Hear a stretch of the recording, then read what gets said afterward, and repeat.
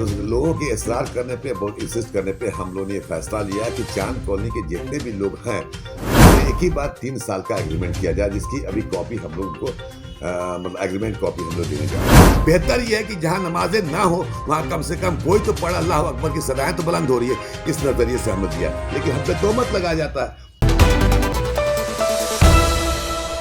भूमि एवं राजस्व विभाग के मंत्री आलोक कुमार मेहता ने कुछ दिनों पहले ये ऐलान किया था कि बिहार में जो भी गरीब हैं, उन्हें जिनके पास ज़मीन नहीं है, उन्हें बिहार सरकार ज़मीन मुहैया करवाएगी। ऐसे में आज सुन्नी शिया वक्फ बोर्ड के चेयरमैन अफजल अब्बास ने साफ तौर पे ये कह दिया है कि जिन्हें वक्फ बोर्ड ज़मीन मुहैया करा रही थी, जिन्हें लीज़ पर ज़मीन दे रही थी 11 महीने के लिए, उन्हें अब 3 साल के लिए लीज़ पे दिया जाएगा। वो नॉन मुस्लिम, मुस्लिम कोई भी हो सकते हैं, ये ज़रूरी नहीं कि वो उन्हें सिर्फ मुस्लिम को देंगे। और भी क्या कुछ कर रहे हैं अफजल अब्बास, आप इस वीडियो में सुनिए। क्या कुछ हुआ है, क्या स्पेशल था वक्फ बोर्ड? नहीं, वक्फ बोर्ड पिछली बैठक जब हुई थी, इसमें एक हम लोग का वक्फ स्टेट है, अमीरी बेगम वक्फ स्टेट चांद कॉलोनी के नाम से मशहूर है, और उसमें बहुत से गरीब भी, उसमें हिंदू भी हैं, मुस्लिम भी हैं, और उन लोग बरसों से रह रहे हैं।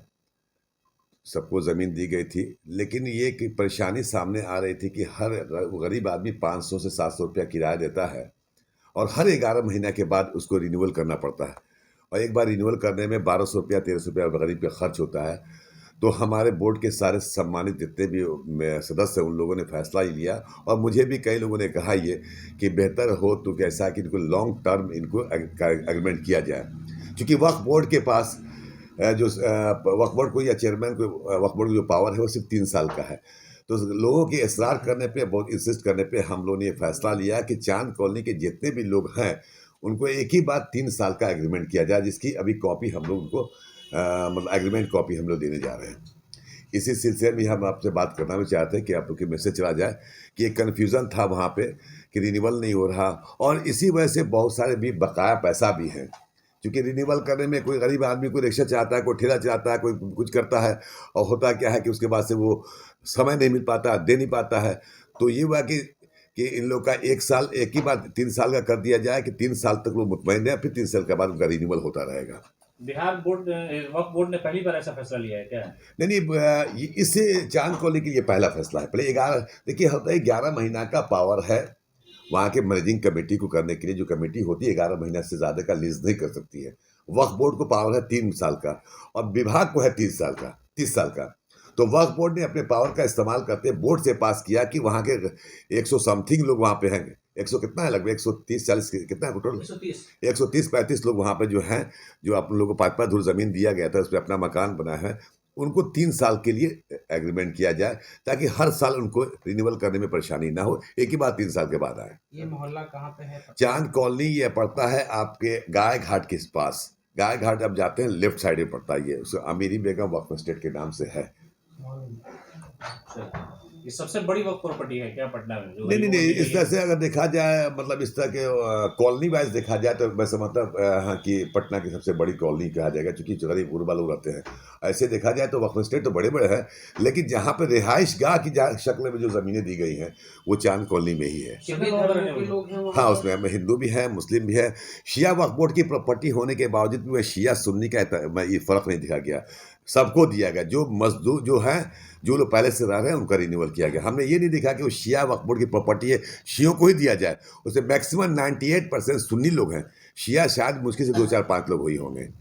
कितने लोगों को दे रहे हैं? 130 से 35 के आसपास में टोटल होगा। अभी आज हम जो है अभी एग्रीमेंट हुआ है 20 से 30 लोग का है, जो बाहर आपके अभी आएंगे, उनका भी विजुअल आप ले लीजिएगा, ताकि मैसेज जाए कि जो कन्फ्यूज़न कुछ लोग है, जो जानकारी नहीं है, वक्फ के नियमों की जानकारी नहीं है, वक्फ के एक्ट की जानकारी नहीं है, और वक्फ बोर्ड क्या करना चाहता है जानकारी नहीं, उसी जानकारी के अभाव में गलत की भ्रांतियाँ फैलाते रहते हैं। अभी हाल ही में एक आपके चैनल के माध्यम से अच्छा वह सवाल पूछ दिया कि फजल इमाम एक कम्प्लेक्स है जो सब लोग जानते हैं। इमाम साहब आप बहुत दिन से कवर कर रहे हैं, वहाँ पे एक इमाम बारगाह है, और लगातार इमाम बारगाह में शिया वक्फ बोर्ड की प्रॉपर्टी है वो, और उसके आज भी है। उस इमाम बारगाह में मस्जिद वहाँ पे नहीं है, लेकिन कुछ ऐसे जो पोर्टल वाले लोग हैं ये चाहते हैं कि अफजल अब्बास सुन्नियों को नमाज पढ़ने नहीं देते।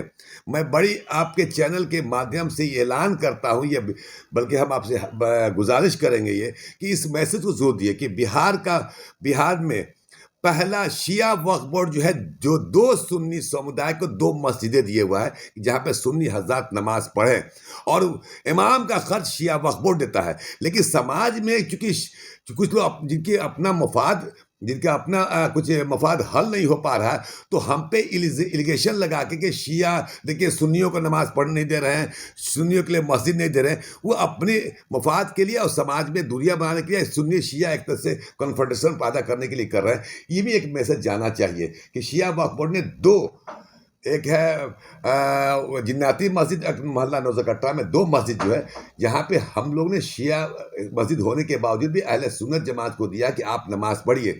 बेहतर यह है कि जहाँ नमाजें ना हो वहाँ कम से कम कोई तो पढ़, अल्लाह अकबर की सदाएं तो बुलंद हो रही है, इस नज़रिए से हमने दिया। लेकिन हम पे तोहमत लगाया जाता है कि अफजल अब्बास जो है वो सुन्नियों की नमाज पढ़ने नहीं दे रहे।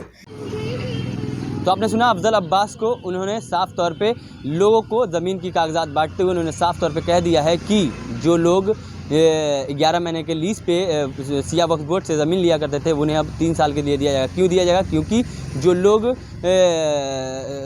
जिन लोगों को मुश्किलों का सामना करना पड़ता था कि हर 11 महीने पे लीज का पेपर बनवाना पड़ता था और कई पैसे खर्च होते थे, उन्हें अब कम पैसों में 3 साल के लिए शिया वक्फ बोर्ड की ओर से उन्हें लीज पे दिया जाएगा। और उनकी आबादी 130 घरों की आबादी है, उसमें मुस्लिम, नॉन मुस्लिम या कई जाति के लोग हैं, कई धर्म के लोग हैं, उन्हें भी रखा गया है। ये सिर्फ मुस्लिमों के लिए नहीं है। और भी क्या कुछ करें अफजल अब्बास, आपने इस वीडियो में सुना है। ऐसी तमाम अपडेट्स खबरों के लिए जुड़े रहे हमारे चैनल इनसाइड के साथ। तब तक के लिए धन्यवाद।